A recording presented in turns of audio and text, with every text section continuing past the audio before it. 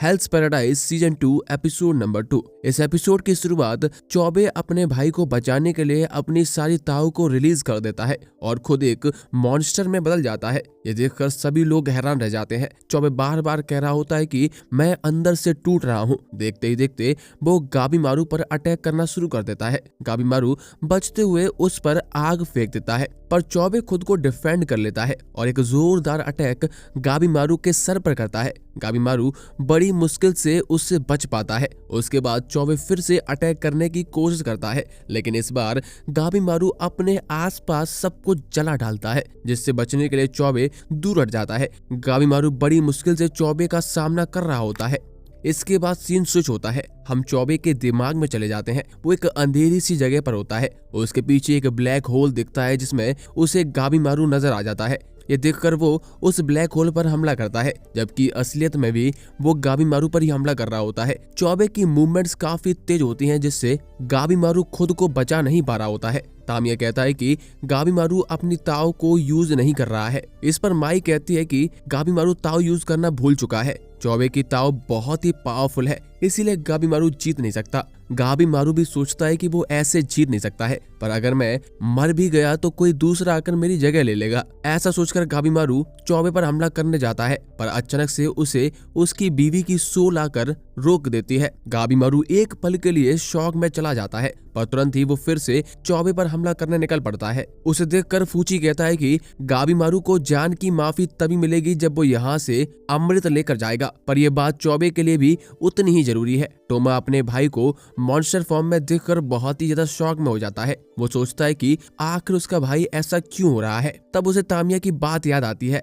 तुम्हारा भाई तुम्हें बचाने के लिए खुद फाइट करता है। ऐसा सोचकर टोमा अपने भाई को रोकने के लिए बोलता है, पर चौबे बस गाबीमारू को मारना चाहता है। गाबीमारू भी पहले ही बहुत ज्यादा थक चुका होता है। जैसे ही चौबे गाबीमारू तक पहुंचता है, टोमा बीच में आ जाता है और खुद घायल हो जाता है। जब चौबे को समझ आता है कि उसने अपने ही भाई को नुकसान पहुंचाया है जिसे वो बचाने की कोशिश कर रहा था, तब वो रुक जाता है। टोमा रोते हुए कहता है कि ये सब मेरी वजह से हुआ है, मैं बहुत कमजोर हूँ, इसीलिए तुम्हें ऐसा बनना पड़ा। गाबीमारू इसे एक अच्छा मौका समझता है और फुल पावर में हमला करने जाता है। माई उसे रोकने के लिए कहती है, क्योंकि गाबीमारू की ताव पहले ही बहुत कमजोर हो चुकी थी। अगर वो एक बार और हमला करता तो शायद गाबीमारू की मौत भी हो सकती थी, लेकिन गाबीमारू माई की नहीं सुनता। इसीलिए माई अपनी ताव यूज करती है और जमीन में एक बड़ा सा होल कर देती है, जिससे गाबीमारू और चौबे दोनों अलग अलग हो जाते हैं। पर गाबीमारू एक बड़ा सा पत्थर चौबे की तरफ फेंक कर मारता है। अपने भाई को बचाने के लिए चौबे टोमा को सेफली जमीन पर पहुंचा देता है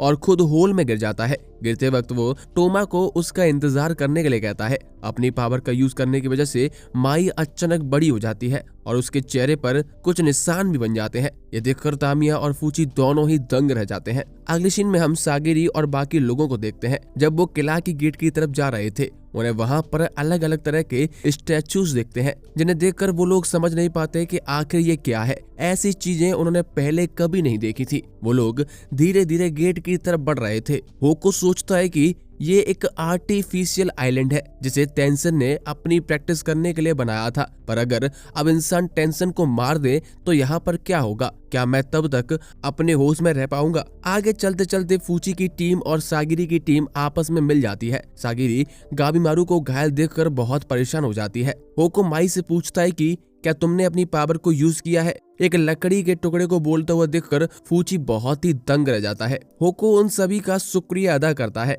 क्योंकि माई एकदम सही सलामत है। फूची की टीम ने दोषी को पकड़ रखा था, साथ ही में उन्होंने कई सारे मॉन्स्टर्स को हरा दिया था। ये सुनकर होको सोचता है कि आखिर ये लोग कौन है? ऐसा 1000 साल में पहली बार हुआ है। शायद ये लोग इस आइलैंड को बदल सकते हैं। आगे जब फूची को पता चलता है कि सेंता मारा जा चुका है, वो उसकी पुरानी यादों को याद करके बहुत रोता है। काफी सारे लोग मारे जा चुके होते हैं और केवल 8 ही लोग बचे हैं। शियोन सभी को कैसल से दूर चलने के लिए कहता है, लेकिन सागिरी कहती है कि गाबीमारू अभी चलने की हालत में नहीं है, इसीलिए हमें थोड़ा वेट करना होगा। वहीं माई की हालत खराब होती है। सागिरी माई को अपने गले लगा लेती है। शियोन कहता है कि 3 दिन में ही काफी सारे लोग मारे जा चुके हैं। भले ही राजा ने हमें इसके लिए ऑर्डर दिए थे, पर ये बहुत ज्यादा खराब है। इस पर तामिया कहता है कि हम शुरू से ही एक दूसरे को मारते आ रहे हैं, तुम्हें क्या लगता था कि सब लोग जिंदा वापस जाएंगे? इस पर शियोन कहता है मैं तो शुरू से ही यही चाहता था। इस पर तामिया कहता है कि अच्छा फिर बताओ, जो गद्दार टोमा खड़ा हुआ है हमें उसके साथ क्या करना चाहिए? हमने अभी तक इसे जिंदा ही छोड़ रखा है। ऐसा बोलकर तामिया टोमा पर अटैक करने जाता है, पर सागिरी उसे रोक देती है और कहती है कि माई नहीं चाहती है कि अब कोई किसी को मारे जब तक कि वो हम पर हमला नहीं करते हैं। ऐसा बोलकर सागिरी और तामिया एक दूसरे से लड़ने का मन बना लेते हैं, पर युजिरा कहती है कि हमें गाबीमारू को नहीं भूलना चाहिए, शायद इसकी मौत भी हो सकती है। सागिरी गाबीमारू की चोट देखकर कहती है कि आखिर गाबीमारू के साथ क्या हुआ है? इस पर तामिया कहता है कि ये बहुत ज्यादा लड़ने की जिद कर रहा था, इसीलिए मैं इसे धो दिया। शियोन कहता है कि ऐसा लगता है कि गाबीमारू ने बहुत ज्यादा ताऊ कंज्यूम कर ली है और शायद इससे इसकी मौत भी हो सकती है। फूजी कहता है कि मैं जितना कर सकता था मैंने उतना किया, पर ऐसा लग रहा है कि केवल गाबीमारू की बॉडी ही नहीं बल्कि लाइफ का कोर भी डैमेज हो गया है। तभी अचानक से गाबीमारू को होश आ जाता है।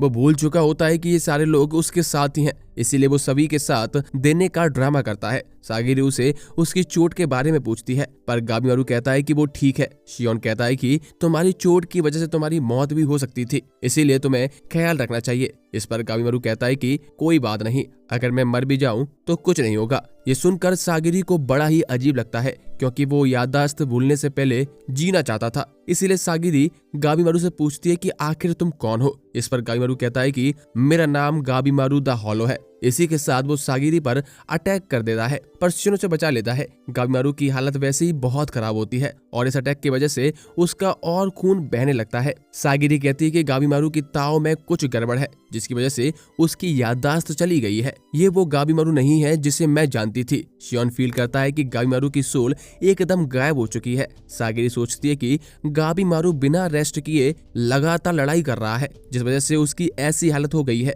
शियोन कहता है कि हमें केयरफुल रहना होगा, पर सागिरी कहती है कि मैं इसे हैंडल कर सकती हूँ। वो धीरे धीरे गाबीमारू की तरफ बढ़ती है। गाबीमारू कहता है कि क्या मैं इसे मार दूं? पर इस लड़की को देखकर मैं इतना अजीब महसूस क्यों कर रहा हूँ? सागिरी कहती है कि क्या तुम्हें याद है तुम यहाँ क्यों आए हो? किसी और की ताव जो तुम्हारी ताव से मैच खाती है, हम उसका यूज करके तुम्हारी मेमोरीज को वापस ला सकते हैं। पहले हम यही ट्राई करेंगे। जैसे ही सागिरी गाबीमारू की तरफ बढ़ती है, वो पीछे हट जाता है। सागिरी उसे कहती है कि मुझसे डरो मत, मैं तुम्हारी एनिमी नहीं हूँ। इसी वक्त सागिरी को पुरानी बातें याद आ जाती हैं। जब वो गाबीमारू से पहली बार मिली थी, सागिरी ने उससे कहा था कि मैं तुम्हारी दोस्त नहीं हूँ, मैं बस तुम्हें सजा देने आई हूँ। पर अब सागिरी गाबीमारू को अपना दोस्त मानने लगी है, इसीलिए वो गाबीमारू को उस पर ट्रस्ट करने के लिए कहती है, पर गाबीमारू भी रेडी नहीं होता। इससे गुस्सा होकर सागिरी जबरदस्ती जमीन पर पटक देती है और उसके ऊपर बैठ जाती है। गाबीमारू के अंदर बिल्कुल भी ताकत नहीं बचती, इसीलिए वो सागिरी को हटा नहीं पा रहा होता है। गाबीमारू और सागिरी को ऐसा देखकर तामिया कहता है, क्या ये लोग बोचु जुत्सु करने वाले हैं? इस पर माई कहती है नहीं, पर उससे सिमिलर ही कुछ करने वाले हैं। सागिरी गाबीमारू के साथ अपनी ताऊ को ट्रांसफर कर रही होती है, जिससे गाबीमारू धीरे धीरे हील करने लग जाता है। ये देखकर सभी लोग कंफ्यूज हो जाते हैं कि आखिर सागिरी ये भी कर सकती है, क्योंकि सागिरी और गाबीमारू की ताऊ एक दूसरे से कंपेटेबल होती है। गाबीमारू सोचता है कि आखिर ये कैसी फीलिंग है, मेरी ताकत वापस आ रही है। लास्ट में सागिरी कहती है कि क्या तुम्हें याद है तुम किसे फिर से देखना चाहते हो? ये सुनते ही गाबीमारू को उसकी वाइफ याद आ जाती है और वो वापस नॉर्मल होने लगता है। यहाँ सीन चेंज होता है। हम चौबे को होल से गिरता हुआ देखते हैं। गिरने की वजह से चौबे का हाथ कट जाता है, पर वो वापस हील हो जाता है। चौबे सोचता है कि ताऊ की वजह से वो मॉन्स्टर बन गया था और उसे खुद का ख्याल भी नहीं रहा। ये पावर काफी अच्छी है लेकिन डेंजरस भी है। अगर मैं इस पर काबू कर लेता हूँ तो फिर मुझे कोई भी नहीं हरा सकता। चौबे अपने भाई को याद कर रहा होता है, तभी बहुत सारे मॉन्स्टर्स आकर उसे घेर लेते हैं। चौबे उन्हें देखकर एक्साइटेड हो जाता है, क्योंकि वो उनसे लड़कर ताऊ की प्रैक्टिस कर सकता है। आगे हम फिर से सागिरी और बाकी लोगों पर शिफ्ट होते हैं। सभी लोग एक गुफा में चल रहे होते हैं। शियोन सभी को इस गुफा में छुपने के लिए कहता है। इस पर तामिया कहता है कि तुम बहुत ही डरपोक हो। इस पर युजिरा कहती है कि सही में वो लोग बहुत स्ट्रांग है। हम 5 लोगों ने बड़ी मुश्किल से मिलकर एक को हराया था, पर हमने जो इतना शोर किया है बाकी लोगों ने भी जरूर ये नोटिस कर लिया होगा। इसके बाद शियोन गाबीमारू से कहता है कि तुमने भी एक टेंशन को देखा था। गाबीमारू कहता है कि हाँ, मैंने उसे किले के गेट पर देखा था। इस पर सागिरी खुश होते हुए कहती है कि फाइनली तुम्हारी याददाश्त वापस आ रही है। गामीमारू कहता है कि हाँ, और सभी से माफी मांगते हुए कहता है कि मैंने अपना सबक सीख लिया है, मुझे ताऊ को कंट्रोल करना सीखना होगा। साथ ही में टेंशन जिनके पास इतनी भयानक पावर है वो काफी स्ट्रांग है। इस पर यूजिरा कहती है कि इसीलिए हमें तुरंत इस आइलैंड से बाहर निकल जाना चाहिए। हम किसी भी तरह से राजा को समझा सकते हैं, पर मॉन्स्टर से लड़ना तो नामुमकिन है। गामीमारू कहता है कि मैं खाली हाथ वापस नहीं जा सकता हूँ, मुझे मेरी वाइफ से मिलने के लिए फ्री होना जरूरी है। इस पर यूजिरा गामीमारू को सच्चाई बताते हुए कहती है कि असल में तुम्हारी कोई वाइफ है ही नहीं, ये सब एक गेंजुत्सु था। इवागाकुरे के चीफ ने तुम्हारे ऊपर ये गेंजुत्सु किया था। इस पर गामीमारू कहता है कि ये तो जब हम वापस लौटेंगे तभी पता चलेगा। अभी के लिए मेरा एम एलेक्सिर ऑफ लाइफ को ढूंढना है, यानी कि अमृत को ढूंढना है, जिससे मैं अपनी वाइफ से मिल सकूं। यूजिरा फिर से गामीमारू को समझाने की कोशिश करती है, पर गामीमारू उसकी नहीं सुनता। फिर सागिरी यूजिरा को चुप होने को बोलती है, पर यूजिरा गामीमारू से कहती है कि क्या तुम साबित कर सकते हो कि तुम्हारी वाइफ रियल में एग्जिस्ट करती है। इस पर गामीमारू कहता है कि शब्दों में समझाना मुश्किल है, पर मेरी वाइफ की आवाज थोड़ी पतली है और वो धीमा बोलती है। जब वो मुस्कुराती है तो उसकी आंखें छोटी हो जाती हैं, उसके नरम हाथ और लंबी उंगलियां हैं, उसके बालों से एक अच्छी खुशबू आती है। जब मैं अपने गार्डन में बैठता हूँ तो मैं उसको महसूस कर सकता हूँ।